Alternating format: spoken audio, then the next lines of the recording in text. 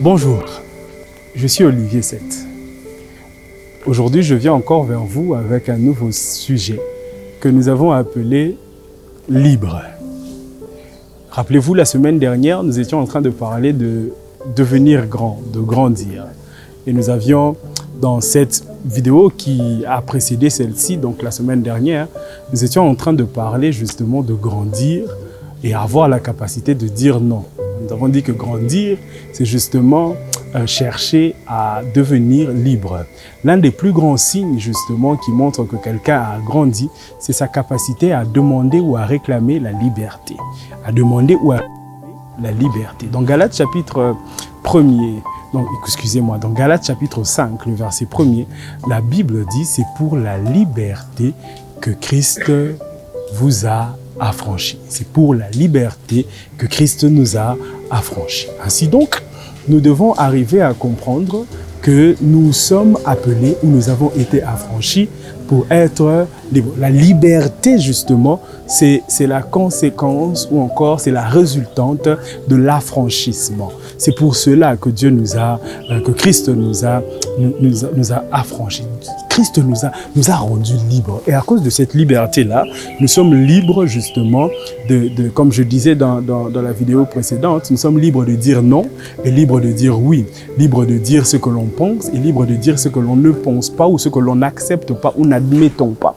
Ainsi donc, vous devez dans cette vie, sur cette terre, apprendre à vivre librement votre vie. Qu'est-ce que j'essaye de dire par là? Est-ce que je suis en train de dire que voilà, faites tout ce que vous voulez, il n'y a pas de conséquences à cela, ou encore faites tout ce que vous voulez, personne ne va vous juger pour cela? Non, c'est pas ce que je suis en train de dire. Je suis en train de dire simplement qu'il faudrait vivre cette vie, mais la vivre en homme libre.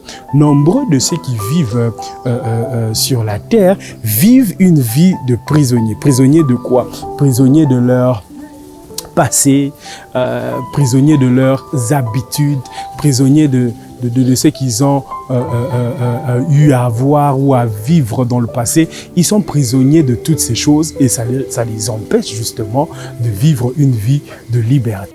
Être à mesure et capable justement de se dire aujourd'hui j'ai reçu le Seigneur Jésus-Christ, je sers Dieu, je suis chrétien. Et d'ailleurs je profite de l'occasion pour vous dire que si vous n'avez pas encore reçu le Seigneur Jésus, cette vidéo est une opportunité pour vous pousser justement à le faire. N'hésitez donc pas.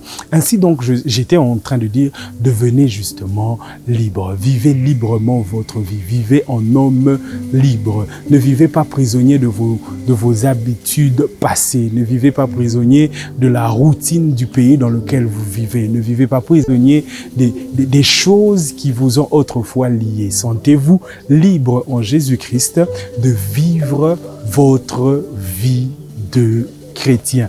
Ne soyez pas coincés par les nombreuses choses que l'on vous donne, que l'on vous exige ou que l'on vous accule. Nombreux de ceux qui sont enfants de Dieu ont tendance à contraindre les autres à vivre une vie chrétienne, on dirait des prisonniers. Alors que la Bible elle-même est en train de dire que c'est pour la liberté que Christ nous a affranchis. Pourquoi alors devrions-nous, après avoir été affranchis, vivre comme des personnes prisonnières? Ainsi donc, il faudrait arriver justement à se dire, écoutez les amis, nous avons reçu Jésus-Christ et notre vie doit être une vie de liberté. Nous devons donc vivre en homme libre. Nuançons ceci. En nuançant ceci, il faudrait que l'on soit bien d'accord pour se dire, vivre libre, ça ne veut pas dire vivre dans la vie de péché, ça ne veut pas dire vivre une vie qui n'honore pas Dieu. Du reste, votre liberté n'a de sens que si vous ne pouvez, enfin je le dis comme ça, le vrai sens de la liberté, c'est de vivre en respectant la loi. J'explique ça parce que tous sont retrouvés en prison, en tout cas pour la plupart, se sont retrouvés en prison parce que justement ils ont enfreint la loi. Parce que toutes les fois que la loi dans un pays est enfreinte, cette loi-là vous conduira forcément vers